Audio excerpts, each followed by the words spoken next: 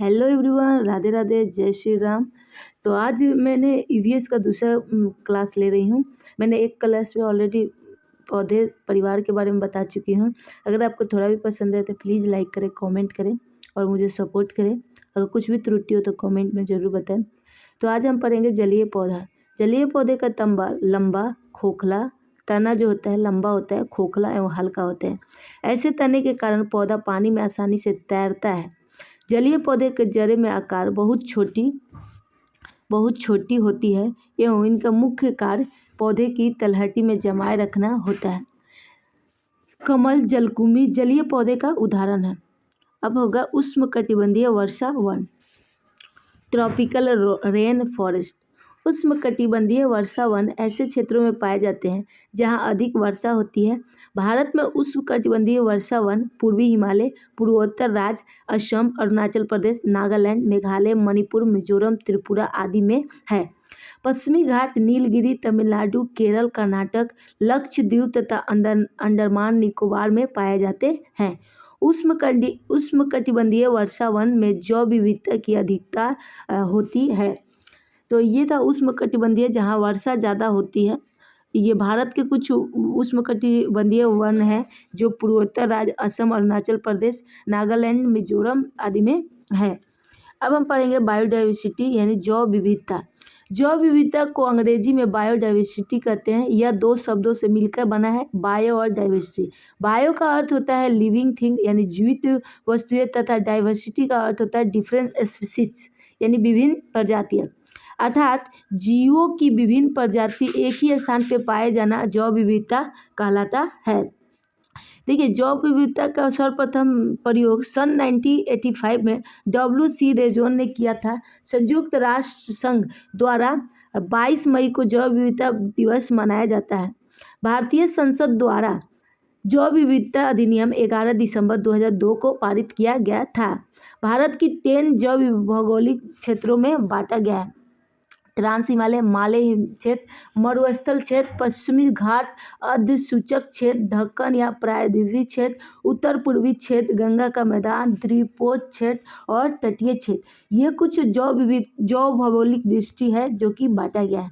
जैव विविधता तत्व स्थल वर्तमान में विश्व के 36 हॉट स्पॉट की पहचान की गई है, जिनका विस्तार विश्व में 2.4% क्षेत्रफल पे है। विश्व में चिन्हित 36 हॉट स्पॉट में 4 भारत में स्थित है। अब वो 4 कौन कौन से है वो बता रहे हैं। विश्व के कुछ प्रमुख बायोडाइवर्सिटी हॉट स्पॉट है अंटार्कटिका वन, पूर्वी मलेशिया द्वीप समूह, दक्षिण पश्चिम चीन के पर्वत, मेडागास्कर के द्वीप समूह, मध्य अमेरिका, कोलंबिया, चोको, मध्य चिली, पूर्वी हिमालय, पश्चिमी घाट, श्रीलंका, इंडो बर्मा आदि। ये है विश्व के कुछ प्रमुख हॉट स्पॉट जो कि बायोडाइवर्सिटी के लिए है। अब भारत के कुछ प्रमुख मैंने जो 4 बताया वो है इंडो बर्मा क्षेत्र, हिमालय क्षेत्र, पश्चिमी घाट, स्विट्जरलैंड। कुछ अन्य महत्वपूर्ण बिंदु है। सबसे लंबा जीवित वृक्ष जिसको कहते हैं उसको बोलते हैं सिकुआ। किसी प्रजाति में विलुप्त माना जा सकता है जब वह अपने प्राकृतिक आवास में देखी नहीं गई है। 50 वर्ष में सर्वाधिक जैव विविधता पाई जाती है उष्णकटिबंधीय वर्षा वनों में, शांत घाटी में, केरल में। प्राणियों और पादपों की जातियों की अधिकतम विविधता पाई जाती है उष्णकटिबंधीय के आर्द्र वनों में। फूलों की घाटी अवस्थित है उत्तराखंड में। वेटलैंड दिवस मनाया जाता है 2 फरवरी को। रामसर सम्मेलन संरक्षण संबंधित है नर्म भूमि से। भारत की सबसे बड़ी अंतर्देशीय लवणीय आर्द्र भूमि है गुजरात में। अब हम बात पढ़ेंगे बीज के बारे में। सीड यानी बीज के बारे में पढ़ेंगे। बीजों की प्राचीन समय में सूखी लौकी में रख के उन्हें मिट्टी के लेप कर देते थे और नीम की पत्तियां जिससे इन्हें कीड़ा से बचाती थी। पहले जो बीज है वो पहले लौकी के खोखली करके उसी में रखा जाता था, जिसमें कुछ नीम की पत्तियां रख दी जाती थी और मिट्टी के लेप लगा दी जाती थी। नीम की पत्तियों के कारण उसमें कीड़े नहीं लगते थे। पौधे स्वयं भी अपने बीजों को दूर फेंक देते हैं और कपड़ों में चिपक कर तथा पानी के जरिए भी यह एक जगह से दूसरी जगह पहुंच जाते हैं। सोयाबीन की फलियां पककर फट जाती है, उसमें से बीज बाहर निकल जाते हैं। काली मिर्च, सौंफ, गेहूं आदि बीज होते हैं। नाशपाती, भिंडी, करेला, खीरा, टमाटर, चीकू आदि में भी बीज होते हैं। मिट्टी में गोबर मिलाने से मिट्टी में कीड़ा नहीं लगती है। कपड़े में बंधा हुआ बीज पानी में भिगोए गए बीज की तुलना में जल्दी अंकुरित हो जाती है, क्योंकि कपड़े में बीज सांस लेने में सक्षम है। कपड़े में जो बांधा जाता है बीज, वो तुरंत अंकुरित हो जाती है। यदि बीज को कपड़े में बांध दिया जाए तो उसमें आधा अंकुरित हो जाते हैं, आधा नहीं हो पाते हैं।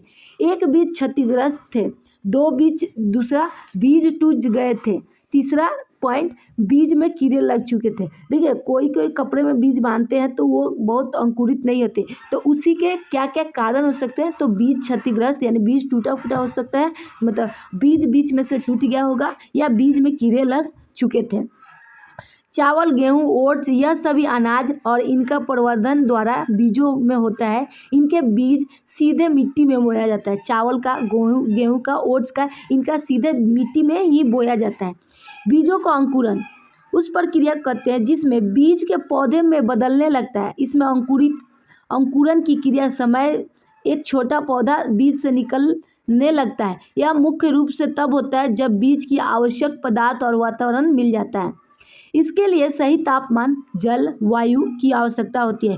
सूर्य का प्रकाश हर बीज को अंकुरित के लिए अनिवार्य नहीं है, लेकिन कुछ बीज सूर्य के प्रकाश के बिना अंकुरित नहीं होते हैं। बिना बीजों से उगने वाले पौधे वो होते हैं जिनके बीज नहीं होते या उनके अन्य विधियों के प्रजनन कराए जा सकते हैं। इसके कुछ उदाहरण है। एलोवेरा, इस पौधे की पत्तियों की कटिंग से उगाया जा सकता है। एलोवेरा के अगर पत्तियों से काट कर उसको उगाया जा सकता है। मनी प्लांट, इस पौधे को स्टेम की कटिंग से उगाया जा सकता है। स्नेक प्लांट, इस पौधे को पत्तियों की कटिंग से उगाया जा सकता है। पत्थर चटा, इस पौधे के पत्तियों की कलियों से उगाया जा सकता है। पत्थर चटा, इस पौधे में पत्तियों की कलम से उगाया जा सकता है। पाइनस और फन, इन पौधों के बीजों के अलावा स्पोर्ट्स कटिंग से भी उगाया जा सकता है। आलू का पौधा, आलू बिना बीज से ही उगता है। आलू एक तना होता है और इस तने से उगाया जाता है। देखिए, आलू का जो पौधा होता है वो तना होता है, जड़ नहीं होता है। गुलाब का पौधा, इस पौधों को तनों से उगाया जाता है। गुलाब को तना काट के आप लगाएंगे तो वो उग जाता है, थोड़ा सा हल्दी लगाकर। गन्ना एक तना होता है और इस तने द्वारा उगाया जाता है। केले का पौधा, केला बिना बीज से उगता है, इसे इसकी पतली जड़ों द्वारा उगाया जाता है। अब हम पढ़ेंगे पौधे के भाग जिसे हम खाते हैं। देखिए, जड़ किसका किसका खाते हैं, तो मूली का, गाजर का, चुकंदर का, टोपियोका का, शकरकंदी का। और तना किसका किसका खाते हैं, आलू का, प्याज का, अदरक का, लहसुन का, गन्ना और कमल डंठल का। अब पत्ती किसका किसका खाते हैं, तो धनिया पत्ता खाते हैं, पत्ता गोभी, अरवी, पालक, कड़ी पत्ता, इस सब का हम पत्ता खाते हैं। और बीज किसका किसका खाते हैं, चना का, बाजरा का, सरसों, गेहूं, धान, हरी मटर का बीज, इस सब का बीज खाते हैं। और फूल किसका किसका खाते हैं, तो सहजन का फूल, केला और कचनार का फूल हम खाते हैं। अब हम पढ़ेंगे परागण के बारे में। एक पौधे के परागकोश के पौधे की वर्तिकार तक पराग का स्थानांतरण है, जो बाद में निषेचन और बीजों से उत्पादन को सक्षम बनाता है, जो किसी वाहक जैसे वायु, जल या पशुओं द्वारा संपन्न होता है, परागण कहलाता है। परागण का प्रमुख प्रकार है स्वपरागण। जब एक फूल के परागण उसी फूल की वर्तिका पर स्थानांतरित होते हैं तो इसे स्वपरागण कहा जाता है। सामान्यतः स्वपरागण द्विलिंगी पुष्प में होता है। तो जो स्वपरागण होता है, जो एक फूल के परागण उसी फूल के वर्तिका यानी स्टिग्मा से स्थानांतरित होता है, उसे स्वपरागण द्विलिंगी पुष्प में होता है। अब है परपरागण। जब एक फूल के परागण किसी अन्य फूल की वर्तिका पर स्थानांतरित होता है तो उसे परागण कहा जाता है। परागण की कमी से पौधे में होने वाले नुकसान। परागण की कमी से पौधे में फूल का झड़ना, फलों को सही समय पर न पकना, फलों के पकने से पहले झड़ जाना, फलों में मिठास की कमी आदि समस्या आ जाती है।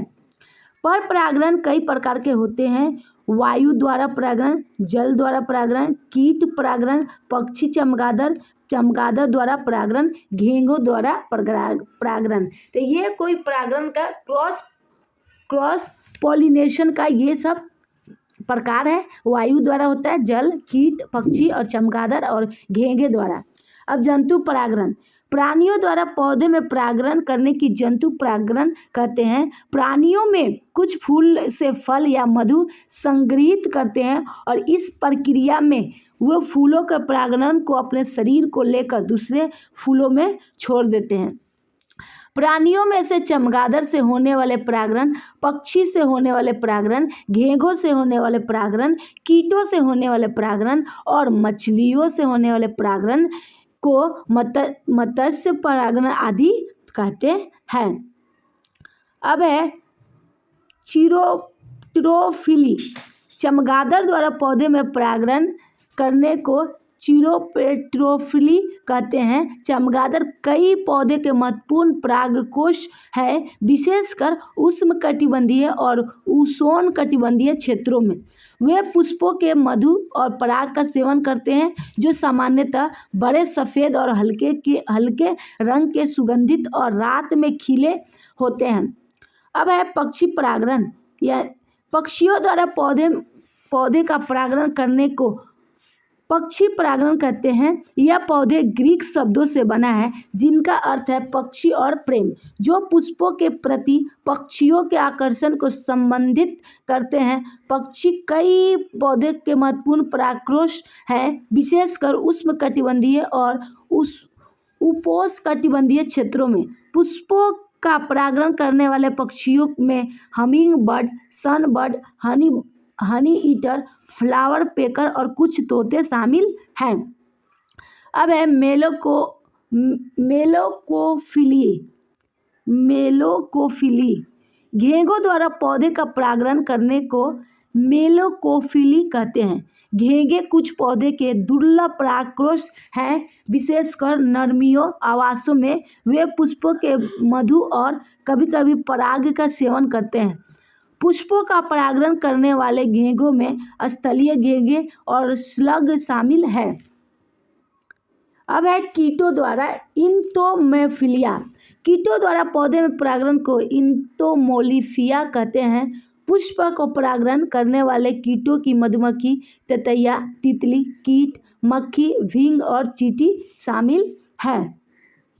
अब है पादपों में पारिस्थितिक अनुकूलन, जलोदभिद यानी हाइड्रोफाइट्स, ये पौधे को बहुत अधिक जल वाले स्थानों पर पाए जाते हैं। ये पूरी तरह से इनकी जड़ें, प्रकंद आदि जल में डूबे रहते हैं। जल में डूबे रहने से मंद प्रकाश के कारण ये पौधे पतले और कोमल होते हैं। जलोदभिद पौधे में कुछ उदाहरण हैं: कमल, सिंघाड़ा, हाइड्रिला, वेलिसेनिया, जलकुमुदिनी, ये सब जलोदभिद के उदाहरण हैं। अब है समोदभिद यानी मीसोफिट्स, ये पौधे सामान्यतः स्थानों पर उगते हैं जहाँ की मिट्टी न तो अधिक शुष्क और न ही नमी वाली होती है।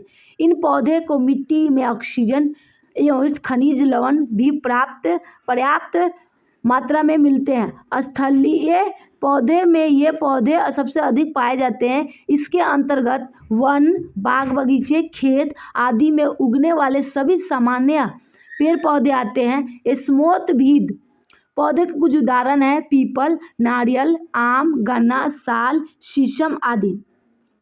मरुदभिद एक्सोफिसिस, इन पौधे में मरुस्थलीय पौधे भी कहते हैं, जहाँ मृदा यानी सॉइल को पानी की कमी होती है और तापमान अधिक होता है। जहाँ मिट्टी में पानी की कमी होती है और तापमान अधिक होता है, जैसे मरुस्थल आदि ऐसे स्थान पे पौधे पाए जाते हैं। मरुदभिद पौधे के उदाहरण है नागफनी, सहारण, कसनी, सपेक्ष आदि। अब 4 नंबर है लवणोदभिद यानी हाइड्रोफिसिस, जिस मिट्टी में सोडियम क्लोराइड, मैग्नीशियम सल्फेट तथा मैग्नीशियम क्लोराइड की अधिकता पाई जाती है वो लवणीय यानी खारी मिट्टी कहलाती है तथा ऐसी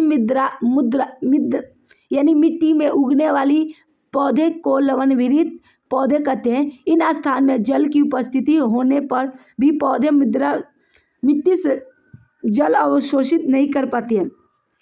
लवणभरित पौधे के कुछ उदाहरण मैंगो, समुद्री लेवेंडर, शून्य हरा आदि। अब हम पढ़ेंगे सिंचाई के बारे में। सिंचाई कैसे होता है?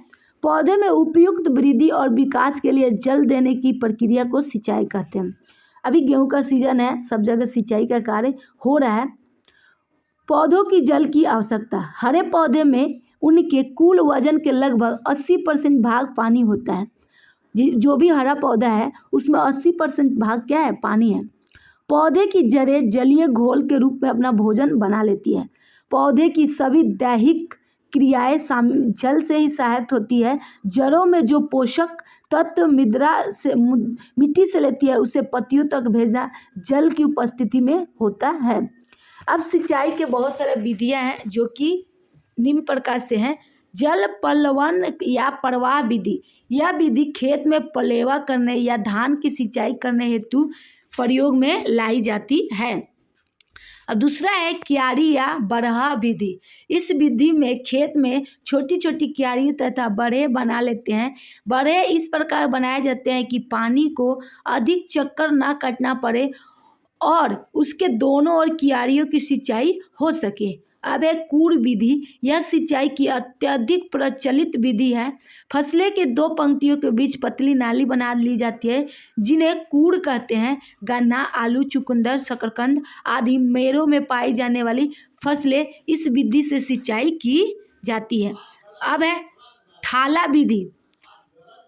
इसमें छोटे छोटे वृत्ताकार समतल थाले पेड़ों के चारों तरफ बनाए जाते हैं। जल इन थालों में दिया जाता है। आमतौर पर यह विधि वृक्षों की सिंचाई के लिए अपनाई जाती है। जायद की फसलें में जैसे खरबूजा, तरबूज, ककड़ी, तोरई आदि की सिंचाई के लिए इस विधि को प्रयोग किया जाता है।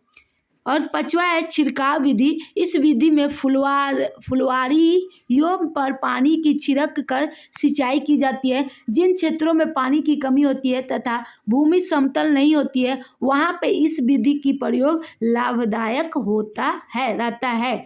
अब है ड्रिप सिंचाई विधि। इस विधि में सिंचाई को जल के पौधे को जाड़े में क्षेत्र बूंद बूंद करके दिया जाता है। इस विधि में वाष्पीकरण द्वारा जल हानि नहीं के बराबर है। इस विधि में पीवीसी के पाइप लाइन खेत बिछाई जाती है। तो ये रहा आज का वीडियो। अगर आपको पसंद है तो लाइक करें, कमेंट करें, सब्सक्राइब करें। Thank you so much. Good morning.